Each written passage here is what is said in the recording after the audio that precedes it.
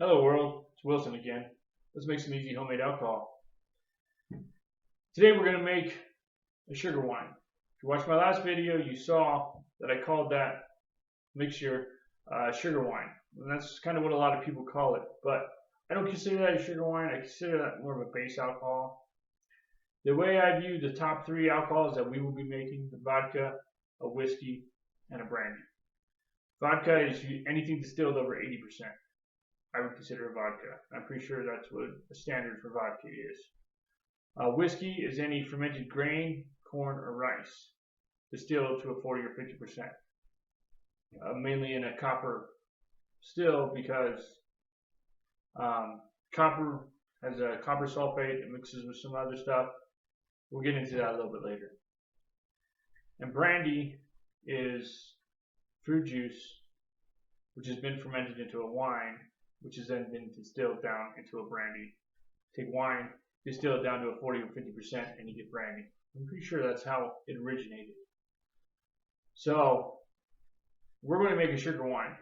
So adding sugar and yeast to this fruit juice, it's going to pretty much turn it into a wine. We're going to get anywhere between a 5 and a 15% alcohol. And that's pretty much a wine. I think wines range from 10 to a 20% alcohol. Now, we'll be using pretty much the same exact recipe as last time. We're using a little bit less sugar because this is only 3 quarts of fruit juice. It's actually 4 quarts in a gallon. I wrote it on the board. And the way I figure my sugar to my liquid, I figure 2 cups for the first quart and then an extra cup for every quart after that. So being 3 quarts, I make 4 cups of sugar. Now, if you put 5 cups of sugar in it, it'll work fine. If you put 8 cups of sugar, you're probably not going to have as much liquid in here as you would think, or as you would have if you only put 5. And if you put 2 cups or 1 cup, it'll be fine. One of the things I can't stress enough when watching my videos is I'm giving you a base idea for what I use. But I want you to take those base ideas and run with them however you want to. There's no rhyme or reason to anything that I'm doing besides it's what I do.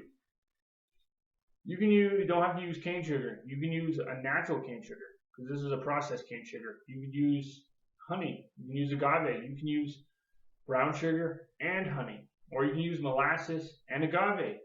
Mix all those sugars together, throw them into this or throw them into the water one we did last time. Change your yeast. Don't use baker's yeast. Use a different type of baker's yeast. Use a little less. Use a little more.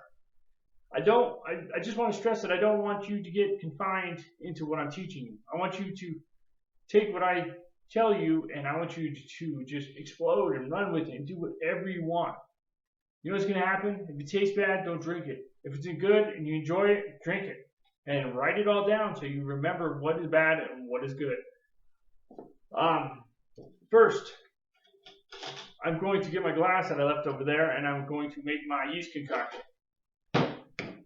1 tablespoon of yeast, 1 tablespoon of sugar, mix it up in warm water and let it sit. And then I'm going to take this 3 quarts of juice, I'm going to cut it in half. I have to have room for my sugar. And not only am I going to cut it in half, I'm actually going to take both halves out of here. I'm going to put 1 half in a pot, and I'm going to put 1 half in another jug I have.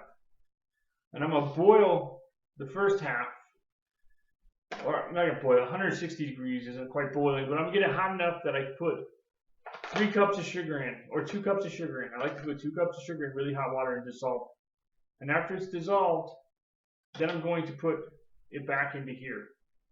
So then I only have 1.5 quarts and 2 cups of sugar in here. And then I'm going to add my other 2 cups of sugar and shake the shit out of it because it's still going to be hot.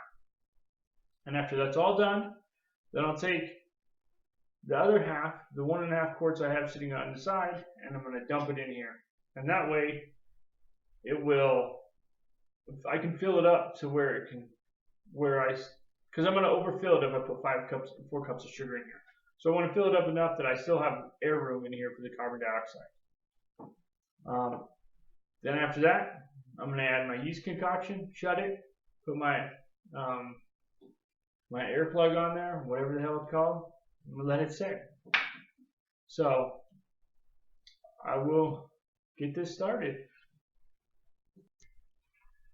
Alright, so I got my hot juice cooked over there.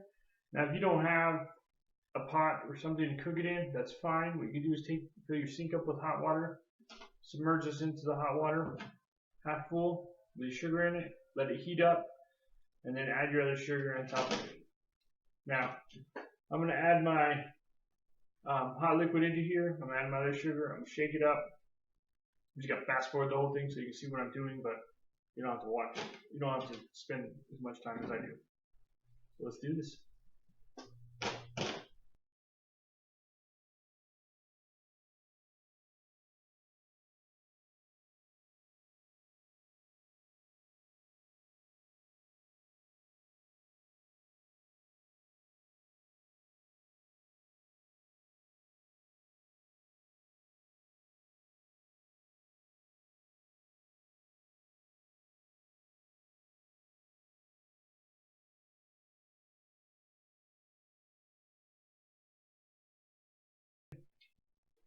But this is our drink.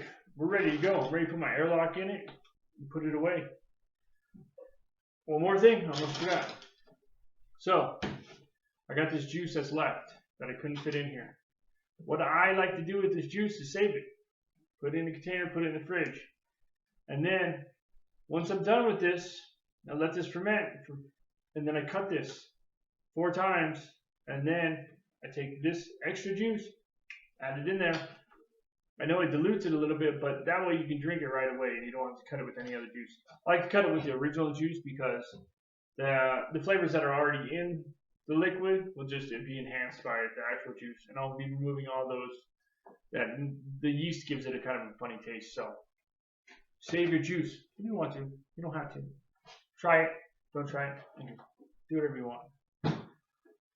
So I'll put my airlock in and we'll be ready to go.